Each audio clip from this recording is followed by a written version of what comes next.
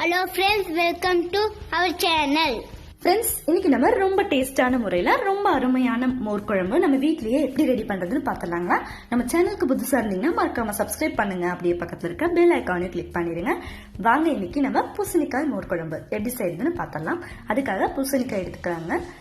பின்னாடி இருக்கிற தோலை நீக்கிக்கலாம்.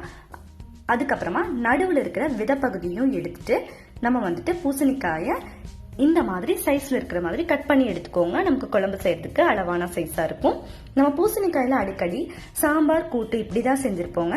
இந்த மாதிரி மோர் குழம்பு ஒரு முறை ட்ரை பண்ணி பாருங்க. ரொம்பவே அருமையான டேஸ்டா இருக்குங்க உங்களுக்கு. அடுத்ததா நம்ம ஒரு பாத்திரத்துல கொஞ்சமா தண்ணி எடுத்துக்கலாங்க.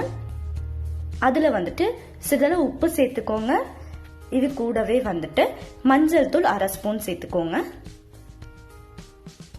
தண்ணி நமக்கு நல்லா சூடாகட்டுங்க. இந்த தண்ணி சூடானதுக்கு அப்புறமா நம்ம கட் பண்ணி வச்சிருக்க பூசணிக்காயை உள்ள சேர்த்துக்கோங்க.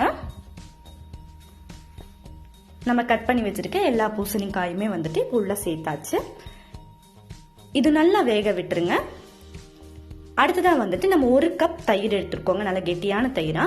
அதை கொஞ்சமா தண்ணி ஊத்திட்டு, ரொம்ப தயிர் கெட்டியும் இல்லாம தண்ணியும் இல்லாம இந்த மாதிரி பக்குவத்தில் இருக்கிற மாதிரி நீங்க நல்லா அடிச்சு வச்சுக்கோங்க. இது அப்படியே இருக்கட்டுங்க. அடுத்ததா ஒரு மிக்ஸி ஜார்ல 3 ஸ்பூன் துருவிய தேங்காய் சேர்த்துக்கோங்க. துவரப்பருப்பு 1 ஸ்பூன், பச்சரிசி 1 ஸ்பூன் சேர்த்துட்டு 20 நிமிஷம் நான் ஊற வச்சு எடுத்திருக்கேங்க. அதையும் தண்ணி வடிச்சிட்டு உள்ளுக்குள்ள சேர்த்துக்கோங்க. இது கூடவே 1/2 ஸ்பூன் சீரகம், 1 துண்டு இஞ்சி சேர்த்துக்கோங்க.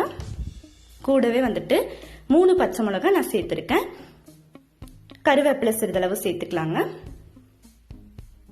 இது கூடவே 7-8 சின்ன வெங்காயம் சேர்த்துக்கோங்க. இப்ப இதை நல்லா நம்ம அரைச்சு எடுத்துடலாங்க. இப்ப நமக்கு மோர் குழம்பு செய்யறதுக்கு தேவையான பேஸ்ட் ரெடி ஆயிடுச்சு.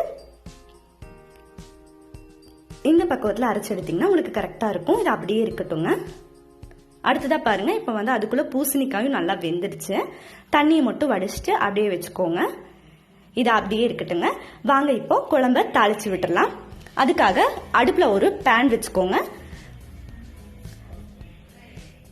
இதுல 2 ஸ்பூன் தேங்காய் எண்ணெய் ஊத்திக்கோங்க. தேங்காய் எண்ணெய் ஊத்தி நம்ம மோர் குழம்பு செய்யும் போது ரொம்பவே அருமையா இருக்கும் நமக்கு. சிறிதளவு கடுகு சேர்த்துக்கோங்க. கடுகு நல்லா பொரிஞ்சு வரட்டும். நம்ம அடிக்கடி மோர் குழம்பு செஞ்சிருந்தாலும் இந்த மாதிரி செஞ்சு பாருங்க. உங்களுக்கு கொஞ்சம் டிஃப்ரெண்டான டேஸ்ட் கிடைக்கும். ரொம்ப ரொம்ப நல்லா இருக்கும். இது கூடவே கடலை பருப்பு, வெள்ளை உளுந்து பருப்பு கொஞ்சமா சேர்த்துட்டு கருவேப்பிலையும் சிறிதளவு சேர்த்துக்கோங்க. கூடவே 1/4 ஸ்பூன் சீரகமும் சேர்த்துக்கோங்க.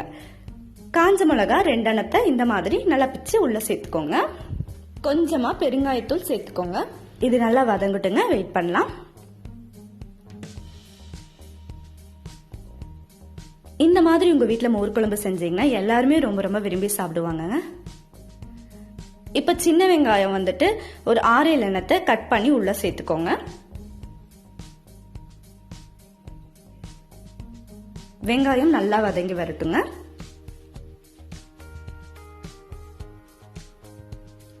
இந்த மோர் குழம்பு நமக்கு நிறைய ஃபங்க்ஷன்ஸ்ல கிடைக்கிற மாதிரி அதே டேஸ்டே கிடைக்கும்.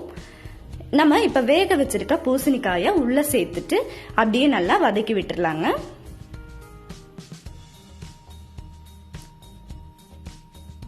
பூசணிக்காயில நிறைய நீர் சத்து இருக்கு. அதனால நம்ம இதை அடிக்கடி உணவுல சேர்த்துக்கும் போது நம்ம உடலுக்கு ரொம்பவே நல்லதுங்க. இப்ப நம்ம அரைச்சு வச்சிருக்க பேஸ்ட உள்ள சேர்த்துக்கலாங்க. சேர்த்துட்டு அப்படியே மிக்ஸ் பண்ணி விட்டுக்கோங்க. நம்ம சேர்த்திருக்க பேஸ்ட் பூசணிக்காயில நல்லா படுற மாதிரி மிக்ஸ் பண்ணி விட்டுக்கோங்க.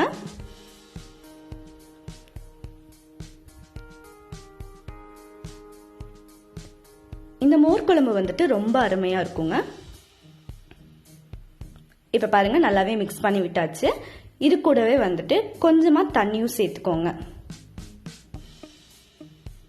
1/2 ஸ்பூன் மஞ்சள் தூள் சேர்த்துக்கோங்க. கூடவே தேவையான அளவு உப்பு சேர்த்துக்கோங்க. நம்ம பூசணிக்காய் வேகும் போதே கொஞ்சமா உப்பு சேர்த்திருக்கோம். அதனால கொஞ்சமா பார்த்துட்டு உப்பு சேர்த்துக்கோங்க. இதை அப்படியே நல்லா மிக்ஸ் பண்ணி விட்டுக்கோங்க. நம்ம சேர்த்திருக்க பேஸ்டோட டேஸ்ட் அப்படியே பூசணிக்காயில நல்லா இறங்கணும். அது வரைக்கும் மிக்ஸ் பண்ணிக்கோங்க. அப்படியே ஒரு 2-3 நிமிஷம் அப்படியே நல்லா வேகட்டுங்க. பாருங்க இப்ப அப்படியே நல்லா கொதி வந்துருச்சு.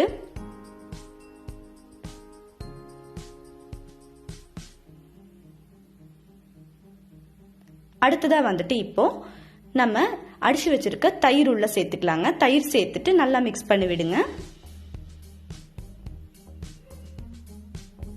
அடுப்பை வந்துட்டு நல்லா சிம்ல வச்சுக்கோங்க. பாருங்க இந்த மாதிரி நல்லாவே கலக்கி விட்டுருங்க. இது வேகட்டுங்க, வெயிட் பண்ணலாம். ரொம்ப கொதிச்சிடக்கூடாதுங்க, ஒரே ஒரு கொதி மட்டும் வந்தா போதும். நம்ம தயிர் சேர்த்ததுக்கு அப்புறமா ரொம்ப கொதிச்சதுன்னா குழம்பு நீத்த மாதிரி ஆயிரும். அதனால வந்துட்டு நீங்க ஒரே ஒரு கொதி வந்ததுக்கு அப்புறமா ஆஃப் பண்ணிடலாம். மேலால வந்துட்டு கருவேப்பிலை, கொத்தமல்லி தழை சேர்த்துக்கோங்க. சேர்த்துட்டு நல்லா கலக்கி விட்டுருங்க. ரொம்ப அருமையான ஸ்மெல் வருதுங்க, ரொம்பவே நல்லா இருக்கு.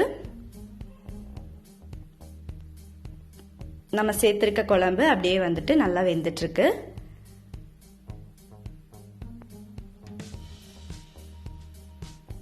இப்ப பாருங்க அப்படியே வந்து கொதி வருது. இந்த அளவுக்கு வந்தாலே போதுங்க நமக்கு. ரொம்ப குழம்பு கொதிச்சிட வேண்டாம். இப்ப நமக்கு ரொம்ப அருமையான பூசணிக்காய் மோர் குழம்பு ரெடி ஆயிடுச்சுங்க. பாருங்க எவ்வளவு நல்லா இருக்குன்னு. இந்த பக்குவத்துல இருந்துச்சுன்னா உங்களுக்கு ரொம்பவே நல்லா இருக்கும். உங்க வீட்லயும் இந்த பூசணிக்காய் மோர் குழம்பை மறக்காம ட்ரை பண்ணி பாருங்க. உங்க எல்லாத்துக்குமே ரொம்ப ரொம்ப பிடிச்சதா இருக்கும். நம்ம வீட்டுல சாம்பார் குழம்பு அடிக்கடி செய்வோம், மோர் குழம்பு அடிக்கடி செஞ்சிருக்க மாட்டோம். செஞ்சு பாருங்க, உங்களுக்கு ஒரு டிஃப்ரெண்டான டேஸ்ட் கிடைக்கும். இதை வந்து நீங்க சாப்பாடு கூட வச்சு சாப்பிடும் போது உங்களுக்கு ரொம்ப சூப்பரான பெர்ஃபெக்ட்டான காம்பினேஷனா இருக்கும். செஞ்சு பாருங்க உங்க வீட்டுல. இந்த வீடியோ பிடிச்சா லைக் பண்ணுங்க, ஷேர் பண்ணுங்க, கமெண்ட் பண்ணுங்க.